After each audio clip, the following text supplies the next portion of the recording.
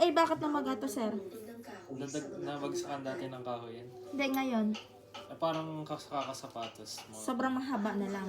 Pero naoperahan na to dati, no? Dati. Ganun kasi, sir, pagka naoperahan na kayo, kailangan nyo na magpalinis talaga. Hindi porke naoperahan, hindi niya papalinisan, no? Kailangan pa rin palinisan.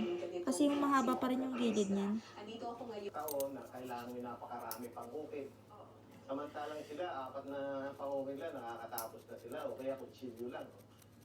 Ilan sa mga anak ni Paloy, nagbago na ng karera. Both side pala to. Pasalamat niya na Yes, nagkaroon ng kalapin hilig na, mas sa pag-uukit Mm-mm. ang kanyang bunsong si Franco. Kahit papaano, may magpapatuloy sa Ay. kanilang kinagistang tradisyon. May nana. Pero hindi lahat katulad ng pamilya Cagayat. Naalala ko si Pio. May magtutuloy Overcut ka, ha? ang kanyang talento.